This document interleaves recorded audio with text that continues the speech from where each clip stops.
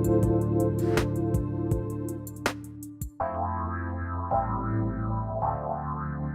welcome. It's so great to have all of you tune us in and turn us on. I'm like laughing. Oh man, we're gonna Royce and I, we're gonna have so much fun here today. It's like crazy town. But first of all, let me thank you all. One of the things I want to say coming out of the gate is this show today with my very special guest, his fabulous book. Here's the thing that I know. When you sit down to write a book that represents who you are in the world, what your journey's been like, how you got from point A to point B, probably by going to D, E, F, and G first. When you sit down and you do that and you put pen and paper together, there's something that you do that literally certifies and witnesses your life story and ways you can help the world. That's Royce Christyn joining me here today. That's what he did in this book, Scripting the Life You Want, Manifest Your Dreams. And there's one thing that I want to say about this, because you're going to get to meet him here in a minute. But sometimes you lay your life out. And when you lay your life out, you have a sense of where you want to go or who you want to become. And a lot of times it requires you to let it go, just let it rip and trust the journey. Now, I'm not saying take your hands off the wheel completely, especially if you're like me and you're riding a Harley, you may not want to do that. But when they tell you to lean into a turn and you're riding that bike, there's a reason they tell you. Royce joining me here today, actor, speaker, writer, documentary, film director, been on television, radio, and for the most part, what you want to know about him, he is out in the world. And when you're out in the world, you learn some things along the way to becoming you. You know, what you learn is, or at least from what my experience is, you learn life's lessons according to yourself on the inside, but also the public perception of you. And you have to make a conscious decision many different points along the way in your life as to who you really want to be. Like who you really want to suit up and show up and energy vibrationally want to be. That's what today's about. That's what this fabulous book is about. Because if you are not going to script the life you want, somebody else is going to do it for you. Royce, it's great to have you. Thank you so much. Wow, what an incredible intro. Thank you. I feel like I should, I don't know. I don't know how to thank you. That's the best intro I've got. Well, let's just start with what we were talking about before the break, because people, you know, Zach records all that. So like the what do they call them, before and after? And we were just talking about our hair. Because I look like a zebra right now because I get mine done every 4 weeks. And I was commenting on how great yours looks, and you did it yourself, which is crazy to me. That's amazing. It's crazy to me. It is crazy to me. I was telling, you know, some of the people that want me to do a couple of video shoots, and they're like, "Hey, man, don't worry about it. We're going to send somebody." And I'm like, "No, like I'm going to do it." I got like a bottle of stuff that I've had, and I bought my little, what do you call those, electric razor We're thing? really bad gay people. I don't know either. I know like the buzzer. Like, thing. yeah, that's a show. Bad gay show. people. That's it. Yeah, like, you know, the thing, right? The thing, the clippers or the buzzer like thing. Yeah. And I just woke up one day and I said, I'm not going to get to anybody soon. You know, Washington State, we don't know exactly what's going on here for the most part, right? Some counties are open, some are not. LA, yeah, it's the same thing. LA, forget about it, right? Right.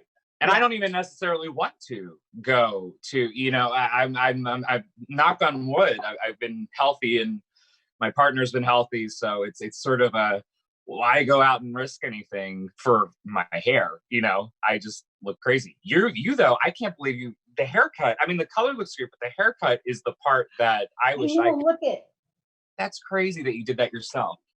Okay, but that's talking about that. This ties right into today, because somebody asked me how I did it. Did I go to school? Did I have somebody guiding me?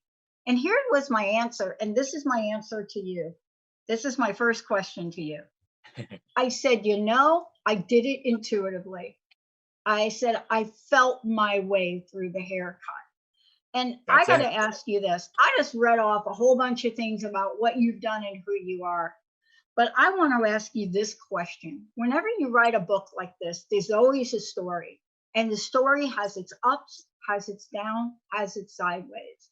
What are some of the challenges? What are some of the obstacles, Royce, that you personally had to get through, right? Intuitively or not, to get you here today to talk about this book? Oh, so many. I love that question. That's actually one of the best questions. And you're the first person in 2 months of promoting this to ask me that, which is crazy. Let's see. I like how you said to get from A to B, sometimes you have to go to like C, Z, Z, G, and, all around again. I think that's the best analogy to my life. I've had a really, really very blessed and very lucky life. I know that I say that unironically because a lot of people say they have a blessed life, but I grew up, I talk about in the book, I grew up in a family that taught me these principles of positive thinking from a really, really young age.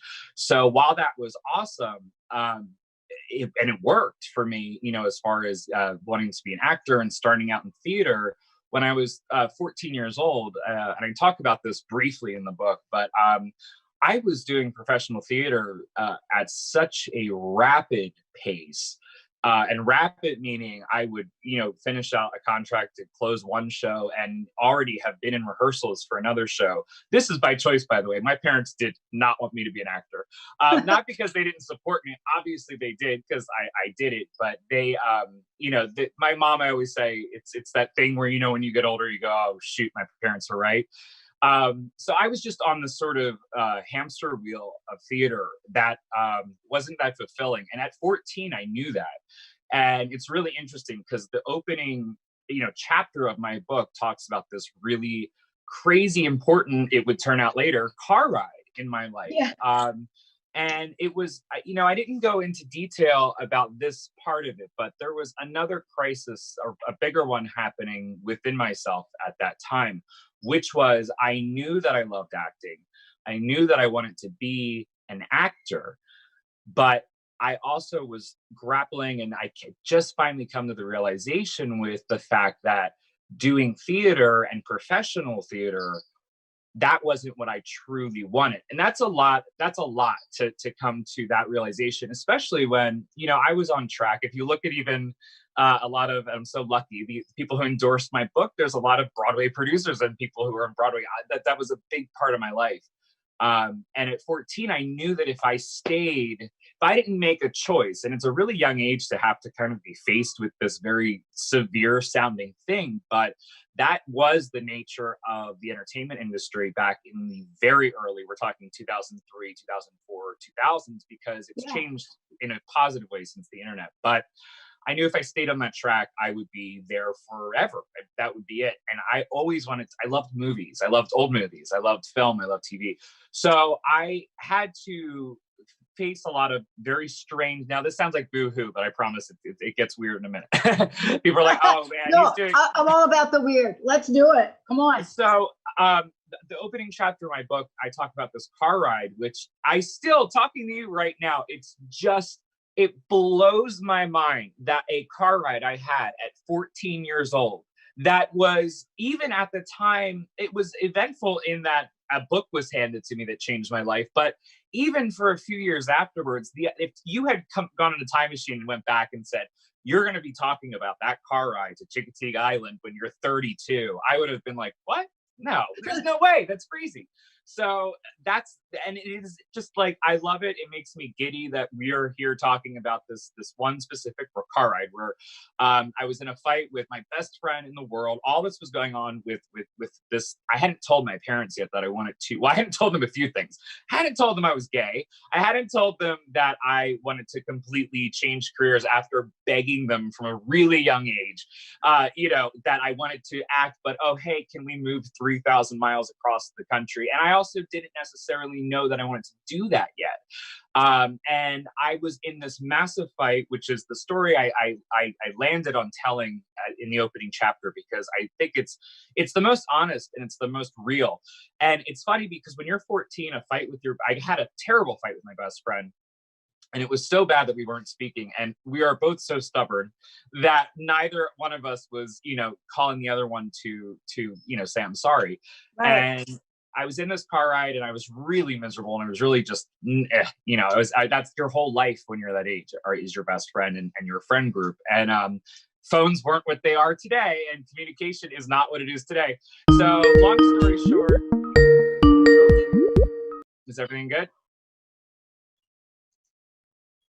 Hello?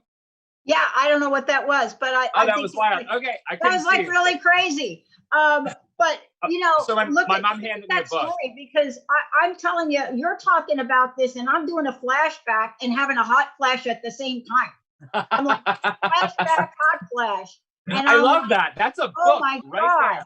You need to write that down. Take that and write it down. Oh, Hot flash flashback. but for you, what you're talking about, I mean, having that moment with your friend, right? What happened after that? You got to tell me. Well, this is the best part. So my mom had been reading a book in the front seat of this car. We drove this 4-hour drive to this island off the coast of the Delmarva Peninsula, which is Delaware, Maryland, Virginia. And it's beautiful. It's called Assateague and Chincoteague. And you stay on Chincoteague and then you go to Assateague, which is where all these horses are. And it's great. We would go for a couple nights every summer. And it was just like a fun little, it was nothing fancy. We'd stay in a trailer. It was just like kind of a fun little family thing. And my mom could see, we're still very close to this day. She always had this ability to sort of zap in and tune into me. And she's like, what's going on here? She was reading a book that she didn't like. She had gotten it at this weird book club. I tell this story too in the book. She has no idea to this day even how she ever started getting books from this place. But she just kept paying for them. So one of the books she got was a book called Excuse Me, Your Life is Waiting by a woman named Lynn Grabhorn. It was written in 1999. It was a New York Times bestseller. This is, 7 years before The Secret. It was based on the teachings of Jerry Nestor Hicks and the teachings of Abraham. And it was the first book to talk about the law of attraction. And it's sort of an underground, I'd say, cult classic of that genre. Exactly. And this was 2003. So again, years before The Secret, years before anybody was saying even anything about manifesting. And she gave me this book that she didn't like. And I immediately, it was like, I get chills to this day. Can't see them because I have a jacket on. But I literally, I knew that I did know this part as far as that car ride being important. That book was going to change my life. So I asked my dad. My dad is one of those guys who, for whatever reason, in his truck still has a center console just filled with every office supply and 50 highlighters. I don't know why. He was a carpenter, but whatever. So I said, do you have a highlighter? And I started highlighting, and by the 100th page, the whole book was yellow. So I said, okay, I'm going to read. I don't even remember the beach trip, but the reason it was so crazy is because she had these processes in there, and one of them was scripting. And obviously my book is called Scripting the Life You Want. So it mattered. It's this one paragraph in her book. And it was this process that a lot of people have heard of. What I say, and I say this lovingly, I think, big creative people are crazy people, but this was a little bit of a stretch and made me feel like a crazy person. The idea of talking out loud to yourself for 15 minutes, pretending to have a conversation. The idea being to get into the feeling place of whatever you wanted. That was her version of scripting. But at the time, I said, screw it, let me try it. We got home, and the whole story is in the book if you want to read about it. But I tried it, and I added in, because I like to push people's buttons, and I like to test things out. So I put in all these really weird details. I pretended I was on the phone with my best friend, and that she had called, which would never happen, and that she had apologized, which would never happen. Right. And all this weird stuff, like her dad getting us 10 pizzas and us going to a different boardwalk for, we would always go to the Jersey Shore because that's where I grew up. And within 1 minute of finishing this 15-minute out loud scripting, I went into the shower. She called, and swear on my life, every single detail, everything from the 10 pizzas to her saying sorry. I mean, it's all in the book, but it all came true. So I was floored. And then I was terrified because I felt like either A, everyone knew about this except me, and that was very weird, or B, this is something either I'm really good at, or it's just no one knows about it. And this is how a lot of things work. I didn't quite get what was happening. I did want to throw in one last thing. What my grandma, my mom never taught me. My friends would go to Sunday school and Hebrew school and all that stuff, or synagogue. On Sundays, they would be teaching me a very classical old school meditation and positive thinking. What this book filled in, why it gave me such chills, was the aspect of emotions and feelings, and how those are the things that fuel what you create in your life. And that was what shifted everything for me. I ended up putting the book down though after 3 months, and then it took 18 months and me moving to LA and getting mugged, which is a really funny story, to get the book back again. But I think I said a lot, and I don't want to talk but forever. that's exactly what it is though, Royce. I mean, for those of you just tuning in, as I said before, I'm talking to Royce Christyn, but bottom line, the book is scripting the life you want. Because here's the thing that most of us have missed for a point in time in our life. It is the emotional energy of something. It is the emotional sense of it. My friend was talking to me the other day and said, Pat, we've heard you talk about The Secret from time to time really differently. And they said to me, what is it you feel if you were interviewed in that movie? What would you say that didn't get said? And I said, feeling. I said, look, there's only one thing I would say. There was only one thing I would say in that movie. If you ain't feeling it, you ain't getting it.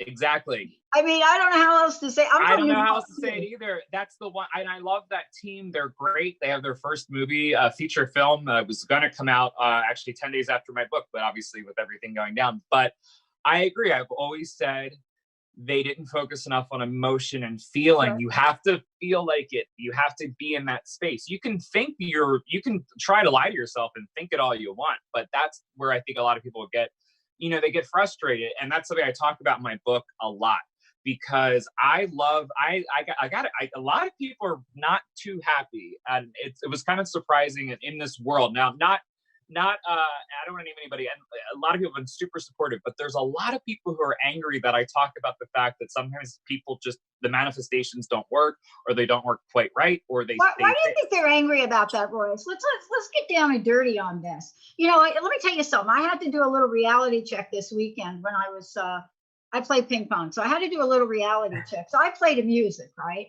And I was just like, man, I'm not feeling it. I don't want, okay. And I said, man, what is the thing? When I first started to do the show, it wasn't called Dr. Pat Show. That's a whole nother story. It's called Crust Busting Your Way to an Awesome Life. I'm so glad it's called Dr. Pat. You need to name it after yourself. You have to. The listeners named it. To be honest with you, I dialed the wrong phone number. I didn't even know what I was doing here. So that's why I relate to you so much. But the deal was, I said, when we started this, Benny, right, Benny? When we started this, Benny's been with me 16 years. Literally, I hate to admit it, like almost the longest relationship I've ever had right here. Hey, sometimes your work husbands and work wives they're longer than real ones. But I gave Christina Aguilera an award. That's awesome. I gave her an award, a crust-busting award, because it's in her bio. So I was sitting there yesterday and I was like, what do I want to play? I mean, what do I want on my iPod as I'm beating this ball at 60 miles an hour? And it was Stripped. Yes, I love that. I love that album. And the one on Stripped that I played was Dirty. That was the Dirty's on there, Fighter, Beautiful. I had that album the day it came out. Are you kidding me? I love that album. It is one of the best. But I thought, why do I like this? Why am I loving this? Why, when I watched Beautiful, I cried? And what was it about that? And what it said to me about where I am in this journey and where you just shared you are. Sometimes we're going to say stuff and we're going to do stuff and we're going to be stuff. And not everybody is going to be waving the Royce flag and say, amen, brother, hallelujah. It's true. And that's okay. It's okay. And at the same time, if it's not okay, how can we script our life? You can't. How can you write this book? Well, here's my thing, and that I think that, you know, I don't even normally, like, for instance, with my clients, I work a lot of business clients and real estate people. They'll bring me in, or now they'll Zoom me in, when they have new people, or new hires or whatever, you know, depending on the industry. And I did this for 10 years secretly. Like, I didn't tell anybody I was doing this, but I was this guy that everyone would call here in LA, and they would bring me in, and I would work with, you know, their team, and then they would do these amazing sales or do whatever it was. And then they'd bring me in every few months to do a refresh. But you know, I don't usually, like, if I was coaching somebody, I wouldn't advise them to publicly, like I just did. I'll tell you why I did it though. Say, hey, there's people who don't love that this aspect of something that I've created. But the reason I think it's important is, this is, you know, like you said, like, you and I are out here together, and it's not a better space or a worse space. It's a different space, than someone, say, just listening or reading. And that, again, that's not an ego cocky thing.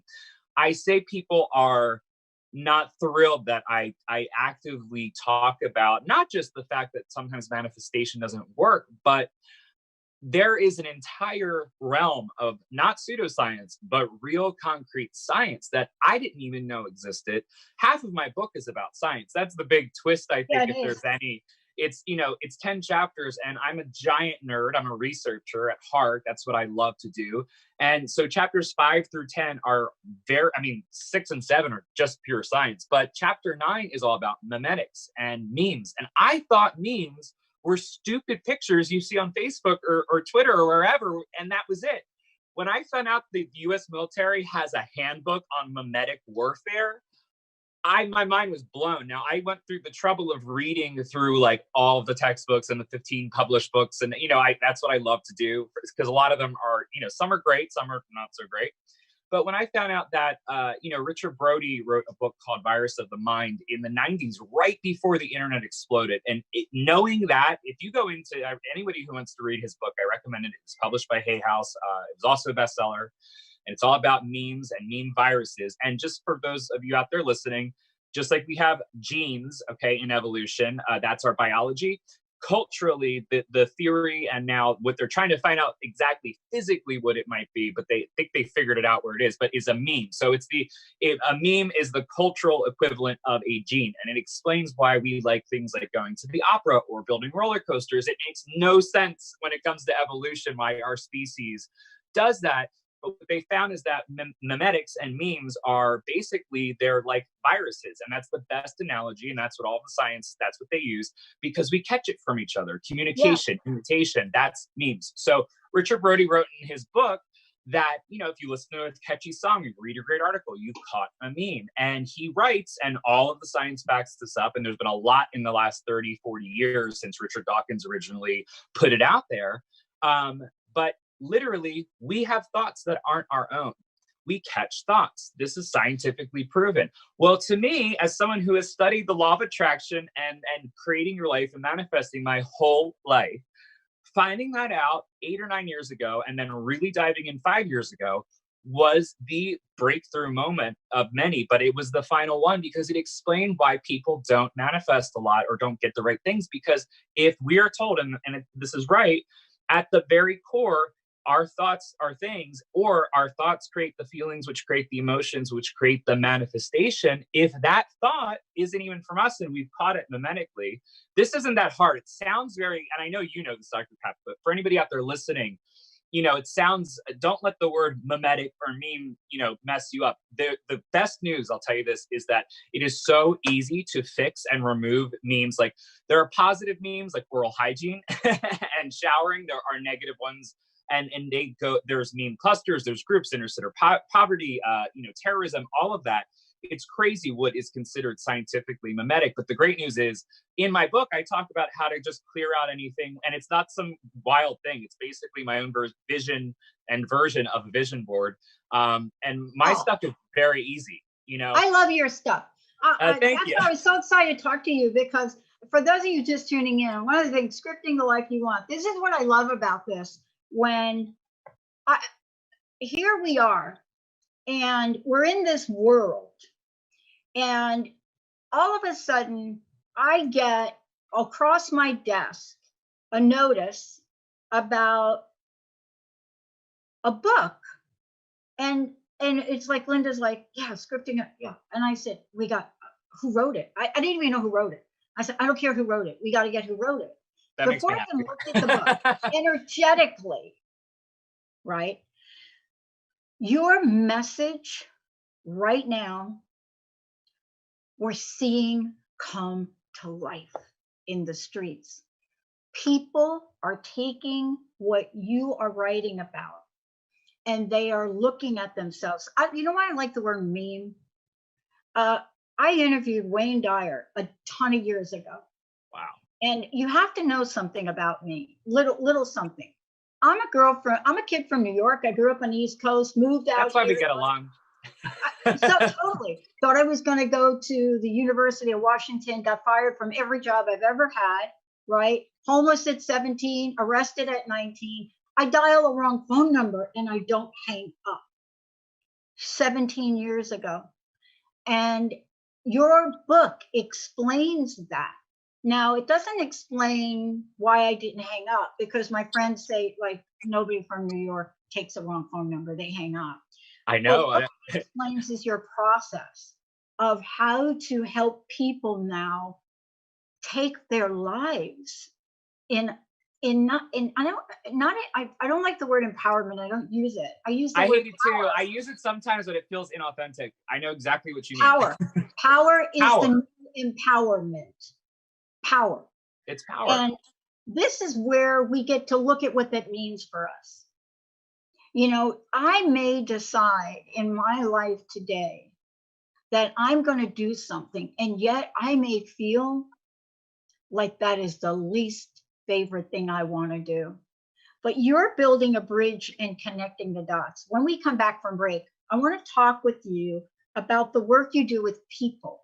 You know, it's one thing to have an awakening and have a discovery and have a moment of acceptance. It's another thing to go from discovery, awareness, acceptance to action. It is. It's That's a big one. What you're doing.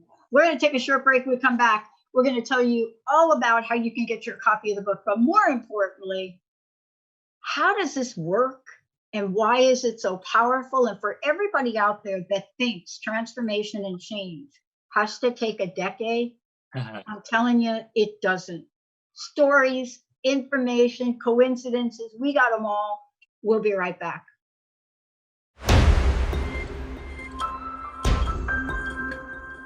Yeah, that is it. That is what I'm talking about. That is it. Tina, better, best.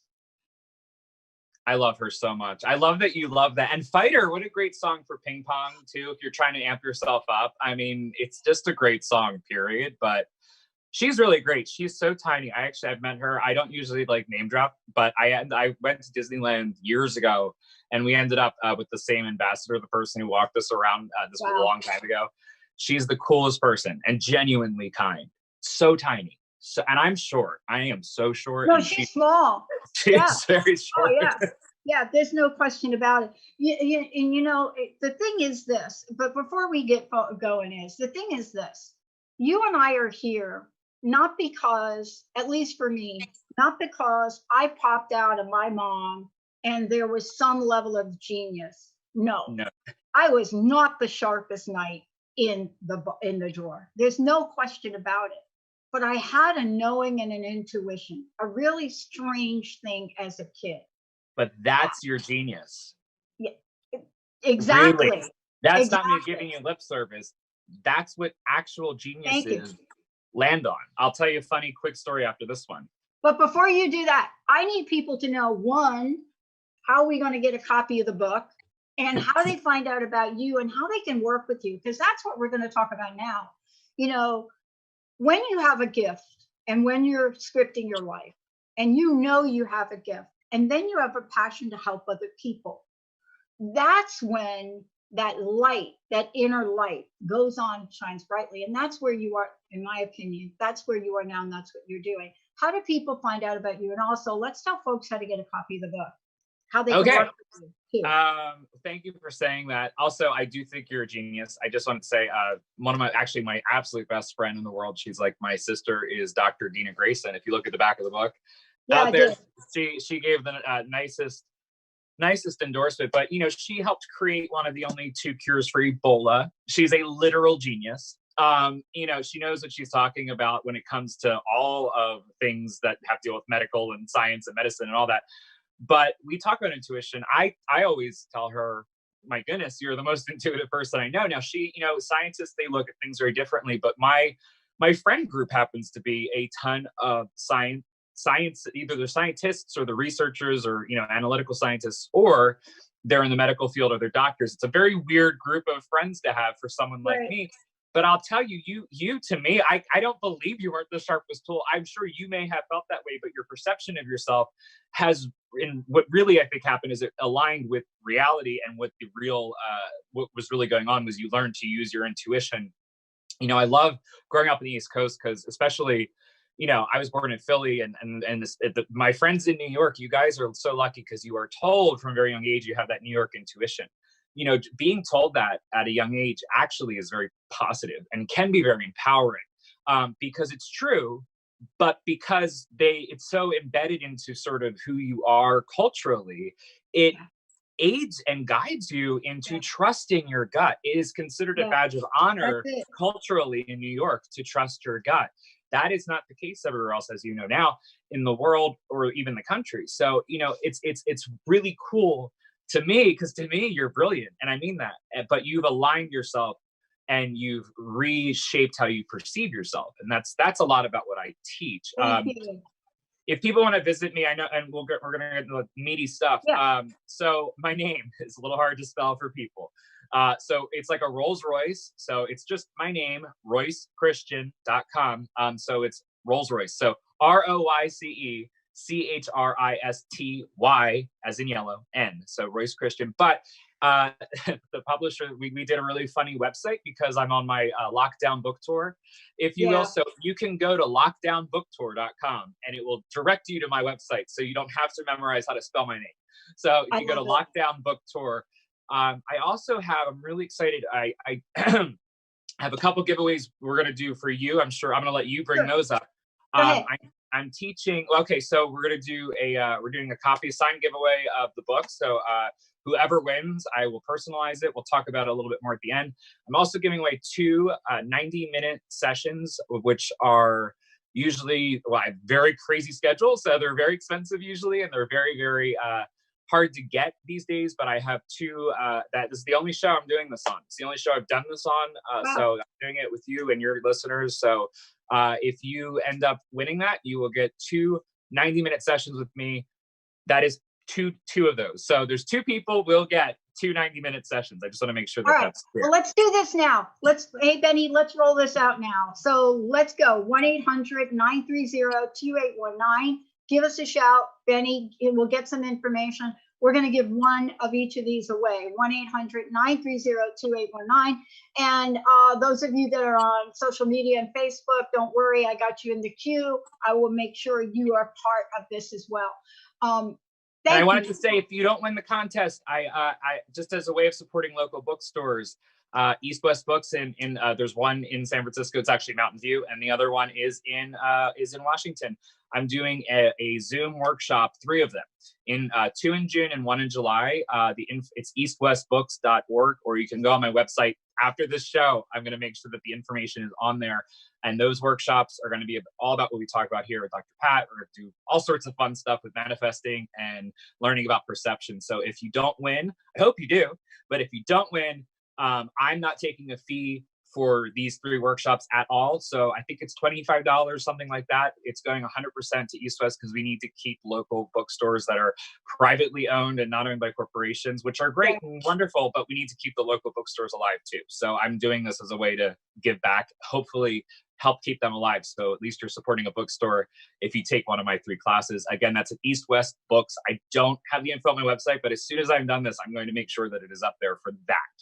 Yeah. That's all. I just wanted to make sure I put it out there. Yeah. And by the way, when you do, just shoot us an email so we can keep reminding people about it. You know, Oh, I would even love to. after we're done today, please stay in touch I and want to come back have on. Linda We know were saying about it. well, I didn't know. This is so great. I have been on so many shows, and I love everyone I've talked to. But I usually it's 20 minutes of me just going through the 3 very basic steps, which people can get for free from anything that I've ever done. Really, I'm very open about what I do. I don't like to put paywalls behind stuff. But what's important to me, and I love off camera, we talked about what I really teach, the groundwork of what I teach is it deals in perception and the science and the understanding of perception, the perception of perception. I guess that sounds crazy, but No, that's it.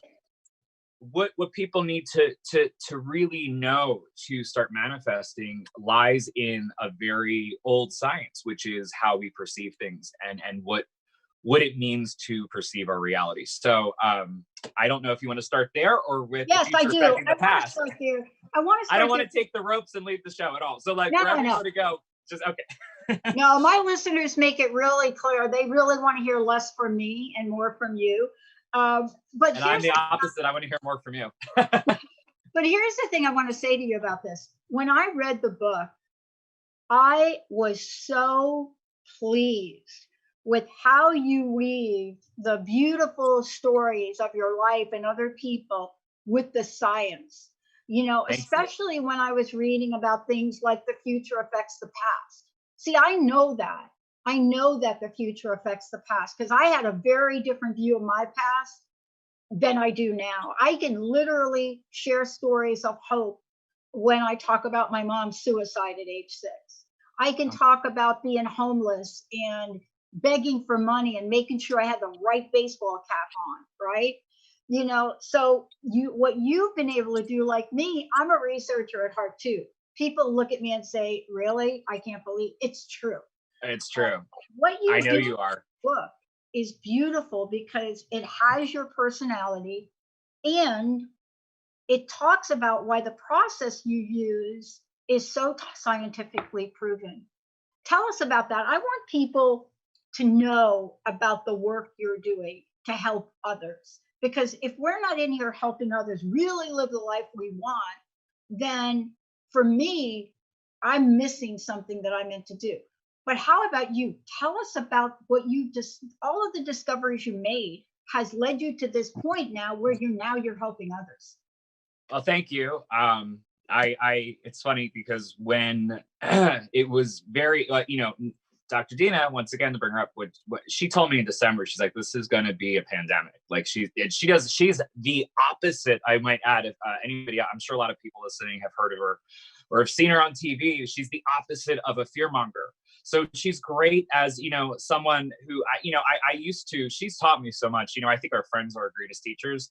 And, she's taught me to, over the decade, to not be so when things seem bad. So to a point where when I first started hearing about what was going on, and this ties into what we're talking about, but it's important, I think, to note, when the stuff in Wuhan and then the coronavirus, everybody started talking about it, I was like, it's all good. And it wasn't from like a Zen, like I was not facing reality at all thing. I wasn't panicked about it. I figured, just listen to the authorities, listen to the science people. And then she said, oh, it's going to be bad. Your book tour is going to be postponed or canceled. This is in December. And I was like, right.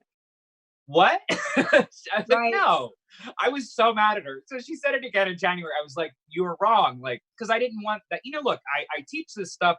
I live these miracles, this magic. It's very science-based. Like you said, it looks like magic to people. But I didn't quite want it to be true. And then I realized something in January. Again, it had not even, I think it just came here in February. So this is even before it came to the US for the coronavirus. I said to myself, okay, the worst thing isn't that bad because I could do the book tour online. We have the internet. This is before Zoom and everything actually happened. I was like, there's a way to do this, but you know what? I've been taking, this is the truth. I've done press tours before for movies and film stuff years ago. And on the last one I ever did in 2013 for a film, I said to them, I got so sick at the end. And I said to myself, the next time if I ever do a press tour like that again, I am going to do so much health work. I'm going to take every vitamin and I'm going to work out and I'm going to just go to my doctors. I'm going to be so healthy. So I did that this time. So back in, last year in the summer, I got on myself on a crazy good regimen with 2 great doctors and a nutritionist. So I was rolling into this crisis of health, that the healthiest that I've ever been. So there was this funny dichotomy. It was like, well, you know what? This is what I teach. And then if this is, they asked me, the publisher, what happened was, it was really, really strange actually. As I was recording the audiobook, it was the first week of March.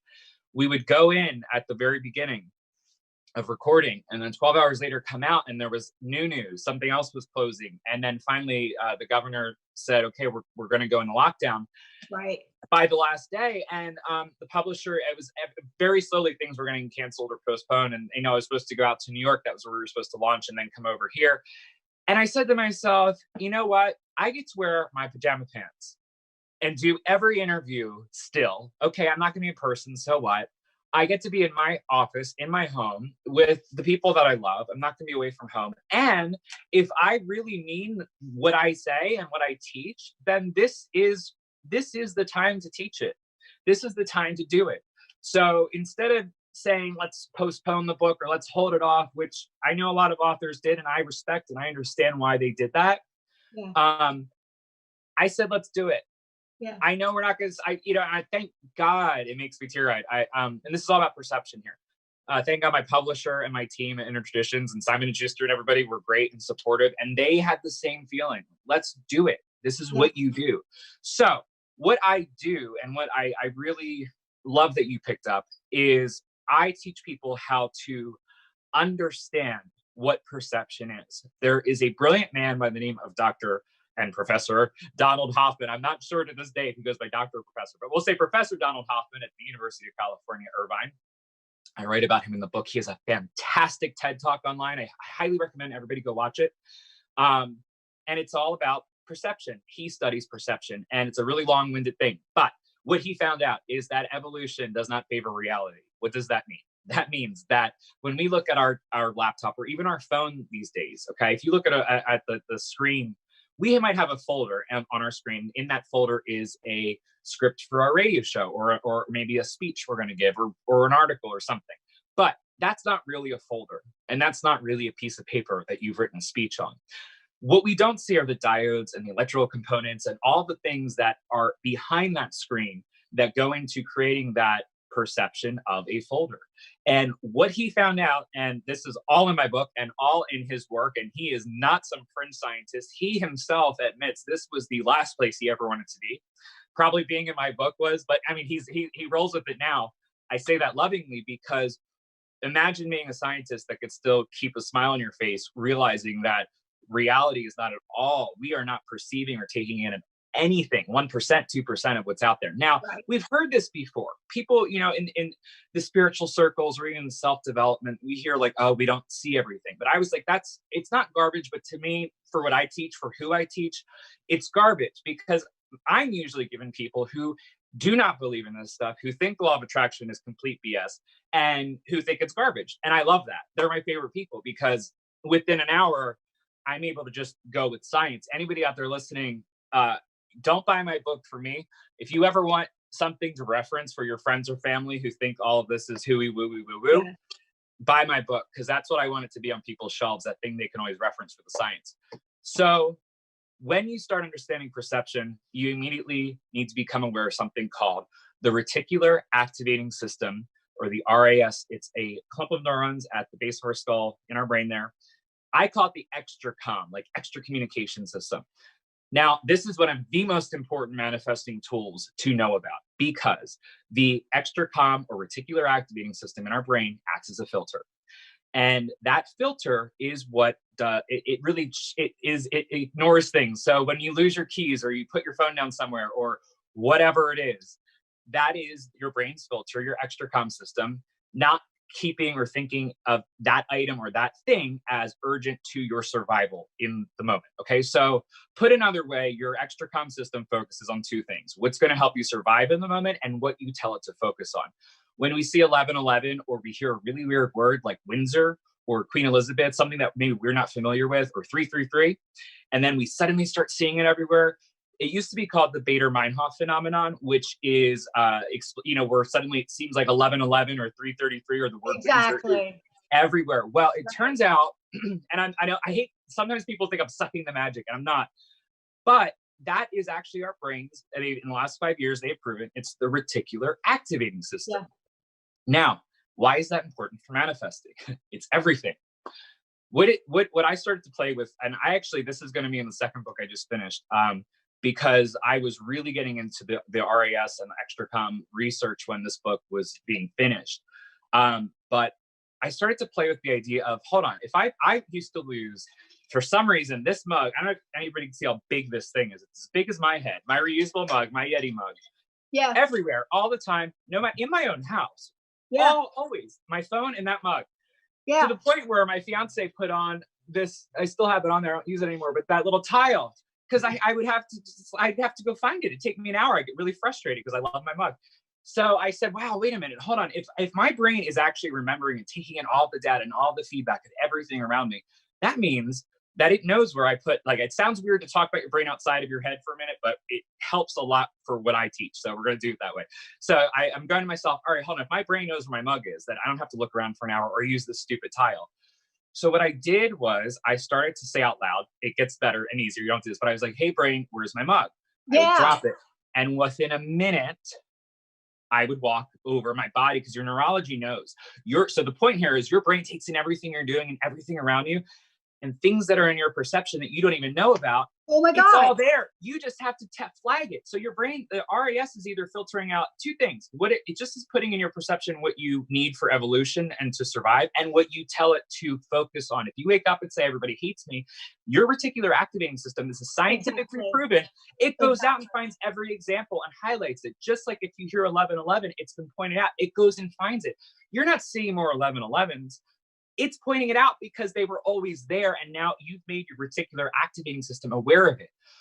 This is the coolest thing ever for manifesting, and I could go on for hours. It is cool, but listen, let me just say something about that, and I know you'll come back. What you just mentioned, our grandparents did. So here, short story, because I think we got about 5 minutes left, but short story is this. Linda, who booked this, my producer, my best friend. Linda. Love Linda. I love Linda. Her mom was full of these. So Joan would say, every time something's lost, right? Like whether it's my keys, she would say, hey, what you got to do is you got to walk, you got to say, Tommy, Tommy, turn around. What is lost shall be found. That was it. She would say that. Walk around. Tommy, I don't know who Tommy. She intrinsically knew. I found this a lot. That is crazy cool. And it works. It always works, because if it was not taken from, now here's the cool thing too, even if it was stolen. I had a client, really interesting story. Long story short, her phone was taken from her in a restaurant, but guess what? She didn't see it, meaning her brain didn't allow her, because she was in a really heated conversation, which is why the guy was able to grab it off the side of the table. But her brain knew that the phone went that way. Look, turns out, I guess the guy dropped it. They found the security footage, but when she asked, hey, where's my phone? She found herself wanting to get up and go towards the exit, which was weird, because every other time it had always just been around her, and it was out on the sidewalk. And the guy, I guess, had basically fled out and ran, and it dropped out of his hand when he was going. But her brain was pulling in all this information that it was not on the table. It was up and out, and it was still there. We have no idea how far that goes, but I read all these books on manifestation, and I've been studying this my whole life, and the big thing was always quantum physics. That explains it.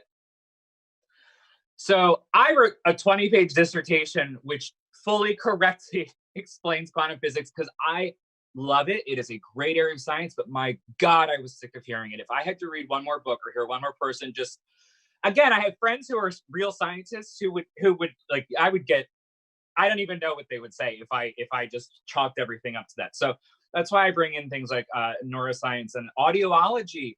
But I think we had to. I think we had to. Well, I just sort of do it too. I mean, part of this is when people say things, Royce, and first of all, I can't thank you enough for being on the show. I really thank you. I know you're very busy schedule. Thank you. I make any time for you, anytime at all. I will be here. But I want to thank you for the way you wrote this book. And you could have done any number of different things, but it is very clear to me that this goes beyond showing up and writing a book. This is your purpose. This is your passion. This is you looking at and literally lifting up the rock and saying, wow, I didn't know that was under there. And then bringing it to us so that we can live this every day of our lives. See, that is the depth, the breadth, and the power of the work you're doing. You know, it is taking a body of research and work, people's life experiences, your own, and saying, you can create this. And see, that's what we need today. We need that. We need what you're doing, because folks are thinking they can't create their lives. But isn't that the power of what you do? I want to thank you. One last thing, please tell folks how to get a copy of the book. And I'd love to know your personal message, what you'd like to leave us with today. Okay. Well, the book's everywhere. It's in, any store, in Barnes & Noble, Amazon, online, offline. I'm sure most people are buying online right now. Scripting the Life You Want. It's been doing great. So thank you. I don't read the reviews, but I read them when they are sent to me. So a lot of times people, especially my fiance, he is a review reader. I'm not, but you can find it anywhere. You can go to my website, roycechristyn.com, ROYCE. It's like a Rolls Royce. And then it's Christ like Christian. So CHRISTYN, roycechristyn.com. And you can also go, if you can't remember that, lockdownbooktour.com, Lockdown Book Tour. The message.